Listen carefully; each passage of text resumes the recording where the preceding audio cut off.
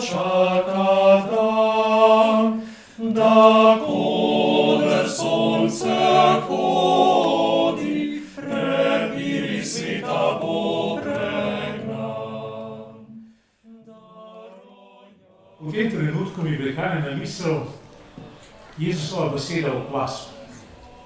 Vsi jo poznamo in verjamem, da smo kdaj pa kdaj že o njej premišljevali.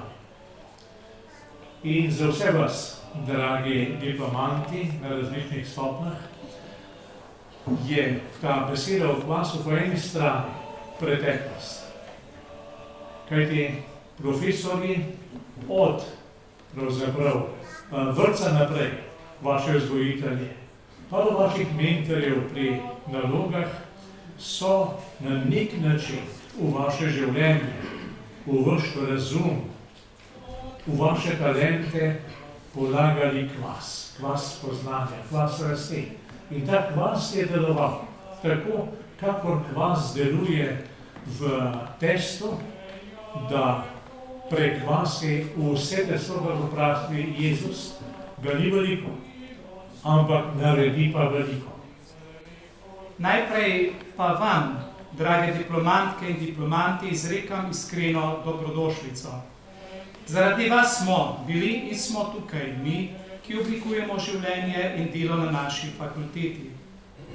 Vesel sem, da so z nami tudi naše upokojene sodelavke in sodelavci. Saj so vaši uspehi, ki jih boste simbolno prijeli danes, dragi diplomantke in diplomanti, zasluga prizadevanja številnih rodov pred nami.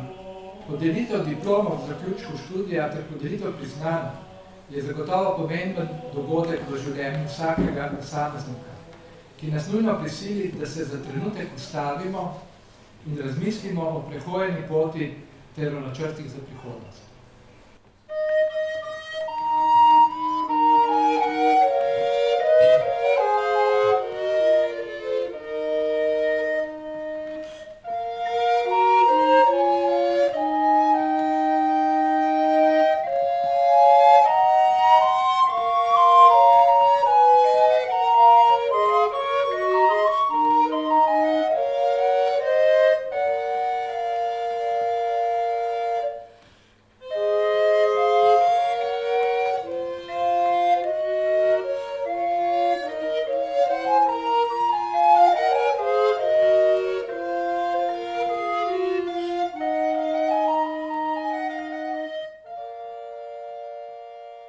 Interpretacija svetopisemskih prerok z ozirom na zgodovino in na prihodnost cerkve pa je bila glavna tema del Joachima da Fiore. Zastopal je idejo o razvijajoči se zgodovini, ki vodi vedno bolj k dobremu in se ter ob Božjega dela stvarjenja sveta preko Jezusa Kristusa in nove cerkve v tretjo dobo Svetega Duha, ki naj bi pripomogla k radikalni reformi tedanje sekularizirane cerkve. Poleg mnogih čisto vizionarskih podrobnosti razumevajo Joachimovi spisi stalno predelavo in presenetljivo globino religiozne misli. Njegovo pojmovanje postopnega razvoja od ene dobe do druge in napredujoči razvoj jasnosti v Božjem poslanstvu kažeta, da je razumel zgodovinski proces premočrtno in ne statično ali ciklično. Mistična osnova njegovega učenja je na povečnem evangeliju, ki je utemeljen na interpretaciji knjige Razodetja. Po njem so tri dobe, tri stanja sveta, ki odgovarjajo trem osebam presvete Trojice. V prvi dobi je vlada Oče, ki je predstavljal moč in zanosen strah, ter mu odgovarja razdelitev stare zaveze.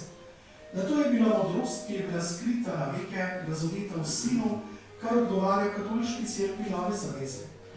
Tretja doba kraljestva Svetega Duha bo prišla s podelitvijo univerzalne ljubezni, ki bo izhajala iz Kristusovega evangelija, vendar pa bo nadkrilila njegovo črko, saj v njej ne bo potrebe po disciplinarnih ustanovah. Joachim je menil, da se druga doba že zaključuje. Tretja, ki jo je anticipiral že sveti Benedikt, pa naj bi se dejansko pričela po veliki kataklizmi, ki naj bi se po njegovih izračunih zgodila leta 1260.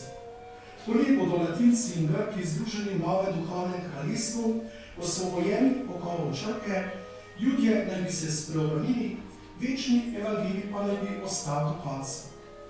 Joachim središče svoje teologije zgodovine ni postavil kristologije, ampak presveto trojico, iz katere razvija interpretacijo zgodovine in ki jo razodevajo predvsem njegova eksegetska dela.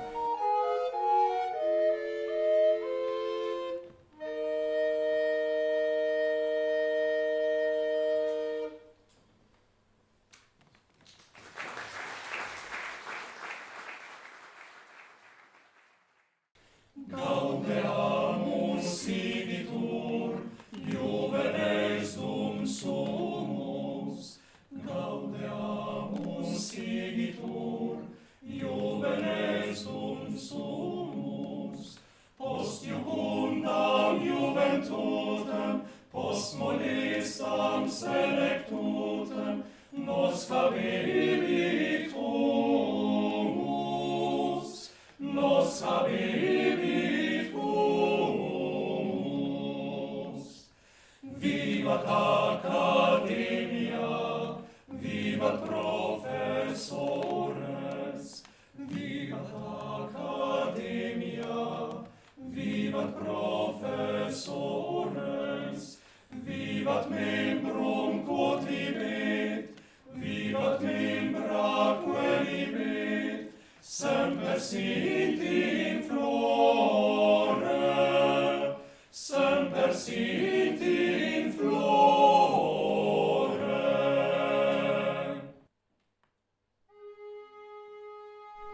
Lepo pozdravljeni še se strani študentskega sveta Teološke fakultete. Tudi letos smo pred kratkim izvedli anketo, kjer so študente lahko izbrali svoje najljubše profesore.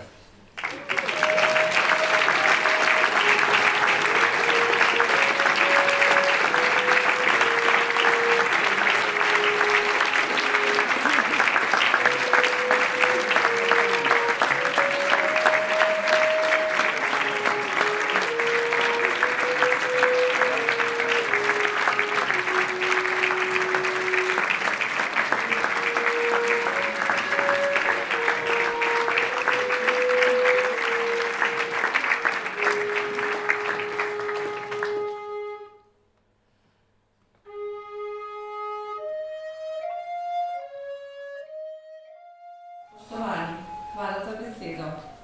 V čast mi je, da lahko na oder povabim letošnjo nagrajenko, dobitnico Tomaževe nagrade, magistrico zakonskih in družinskih študijev Nastjo Stane.